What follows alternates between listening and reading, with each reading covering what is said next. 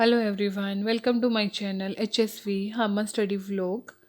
Today we discuss the topic connective tissue. आज हम connective tissue के बारे में जानेंगे.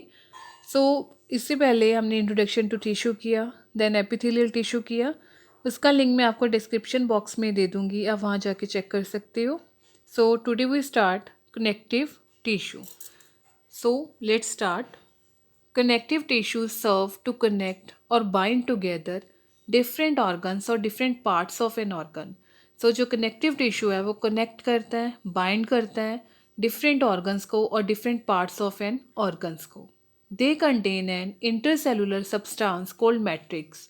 ये contain करता है intercellular substance जिसको हम matrix कहते हैं. It helps in binding and spotting the cell. तो ये सेल की बाइंडिंग करने में और उसको स्पॉटिंग करने में हेल्प करता है. The next is classification of connective tissue. So connective tissue classify into proper and specialised. Then again proper classify into loose connective tissue and dense connective tissue. Then loose connective tissue classify into areolar tissue, reticular tissue and adipose tissue. Then dense connective tissue classify into regular tissue, elastic tissue and irregular tissue. Then specialized classify into bone, blood and cartilage. Bone classify into spongy bone and compact bone, and cartilage classify into elastic cartilage, hyaline cartilage and fibrocartilage. So next we discuss these classifications in detail. So the first is loose connective tissue. So the first part is areolar tissue. It is the most widely distributed tissue in the body. So ये most widely distributed tissue है body में. It is a loose irregular connective tissue. ये loose irregular connective tissue है. It connects the skin to the underlying structures. So ये connect करता है skin को underline structures के साथ. Also it fills unoccupied spaces between organs. ये fill करता है अनऑक्यूपाइड स्पेसिस जो बिटवीन ऑर्गन्स में प्रेजेंट है उनको ये फिल करता है. It is found between muscles, blood vessels and nerves. तो ये फाउंड होता है between muscles, blood vessels and nerves. The second is adipose tissue.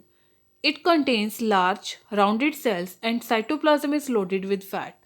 So ये contain करता है large and rounded cell और जो cytoplasm होता है वो loaded होता है fat के साथ.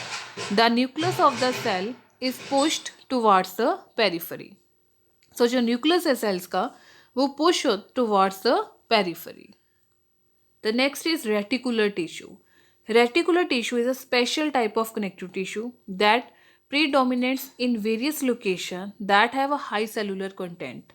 तो जो रेटिकुलर टिश्यू है ये special type of connective tissue है जो प्रीडोमिनेंट्स मीन्स कि लार्जर इन नंबर में प्रेजेंट होता है उन लोकेशंस में जहाँ हाई सेलुलर कंटेंट होता है.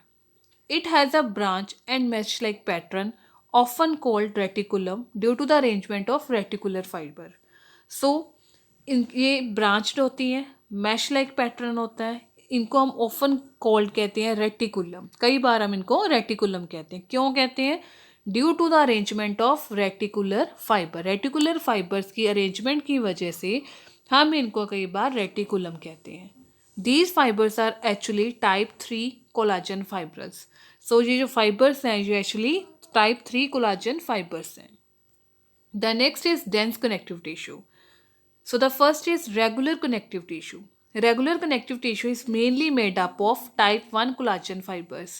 So जो regular connective tissue है ये mainly किससे made up हुआ है? type 1 collagen fibers से. It is found in areas of the body where large amount of tensile strength are required like in ligaments and tendons.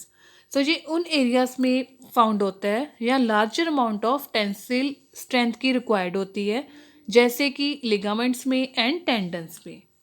The collagen fibers are densely packed together and arrange in parallel to each other. So ये collagen fibres है ये densely packed होते हैं और arrange होते हैं in parallel to each other. The next is irregular connective tissue. In dense irregular connective tissue, the collagen fibers are not arranged in parallel bundles as opposed to dense regular connective tissue. So जो irregular connective tissue में collagen fibers हैं वो parallel bundles में नहीं होते जैसे कि dense में होते हैं। डेंस रेगुलर कनेक्टिव टिश्यू, जो रेगुलर कनेक्टिव टिश्यू है उसमें पैरेलल बंडल्स होते हैं, इर्रेगुलर में पैरेलल बंडल्स नहीं होते। The dense irregular connective tissue are found in the lower layer of the skin and in the protective white layer of the eyeball. So ये जो dense irregular connective tissue है ये हमें कहाँ found होते हैं? In the lower layer of the skin, skin की lower layer में प्रेजेंट होते हैं, हमें फाउंड होते हैं, और आई बॉल की प्रोटेक्टिव वाइट लेयर में हमें फाउंड होते हैं। The next is elastic tissue. This tissue is yellow in color and contain more number of elastic fibers. So ये टिश्यू है, ये येलो कलर का होता है और कंटेन करता है more number of elastic fibers को. It is present in tissues where strength is required with elasticity. So ये present होता है इन उन टिश्यूज़ में जहाँ स्ट्रेंथ की रिक्वायर्ड होती है विथ इलास्टिसिटी के साथ. एग्जाम्पल ट्रैकिया में and bronchi. Then next is bone. It is a hardest connective tissue. ये हार्डेस्ट कनेक्टिव टिश्यू है. Bones contain a high concentration of salt like calcium phosphate and calcium carbonate. So bone contain करता है high concentration of salt जैसे कि calcium phosphate and calcium carbonate. So bone generally consist of the first is compact bone.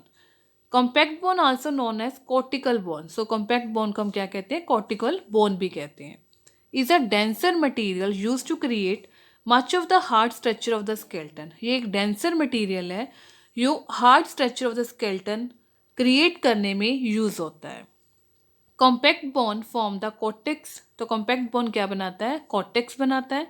और hard outer shell of most bones in the body. और क्या बनाता है? जो आउटर शेल्स होती है मोस्ट बोन्स की, उनको भी बनाता है. The reminder of the bone is formed by cancellous और स्पॉन्गी बोन. सो जो रिमाइंडर पार्ट रह जाता है बोन का, वो किससे फॉर्म होता है? वो होता है कैंसिलियस और स्पॉन्गी बोन के साथ. The next is spongy bone. Spongy bone also known as cancellous bone and trabecular bone is a very porous type of bone found in animals.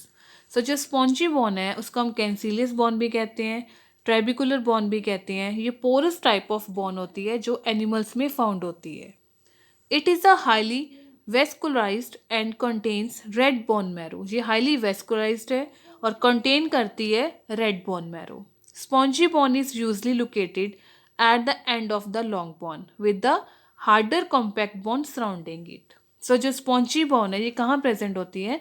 Ends of the long bone की end में locate करती है, और जो compact bone harder compact bone है वो उसको surround करती है. सो this is a picture of spongy bone जो कि इनर बोन होती है एंड पोरस होती है. डाउन कॉम्पैक्ट बोन जो आउटर बोन होती है एंड रिज्ड होती है. Then the next is cartilage. It has a tough, gelatinous and elastic matrix formed of chondrin. So ये tough होती है, gelatinous means jelly type होती है, elastic matrix होती है और form of chondrin. The cells are more or less round and lie in groups of 4 embedded in the matrix. So जो इसके cells होते हैं more or less rounded होते हैं, groups में ये lie होते हैं, 4 embedded in the matrix. Cartilage is of 3 types. So the first is hairline cartilage. Here the matrix is free from fibers and is transparent. So इसमें जो matrix होता है ये fiber से free होता है और transparent होता है. Example trachea and tip of nose. The next is fibrocartilage. Here the ground substance contain thick bundles of collagen fibers. It is found in the intervertebral disc. So यहाँ जो here the जो ground substance होता है ये क्या contain करता है? Thick bundles of collagen fibres को कंटेन करता है, और ये कहाँ फाउंड होते हैं? इंटरवर्टिकुलर डिस्क में फाइंड आउट होते हैं. The next is elastic cartilage. It is almost similar to hyaline cartilage. ये हेयरलाइन कार्टिलेज की तरह सिमिलर होते हैं, but it contain a network of branching and rejoining collagen fibres. But ये क्या कंटेन करते हैं? नेटवर्क ऑफ ब्रांचिंग को कंटेन करते हैं एंड रीजॉइनिंग कोलाजन फाइबर्स को कंटेन करते हैं.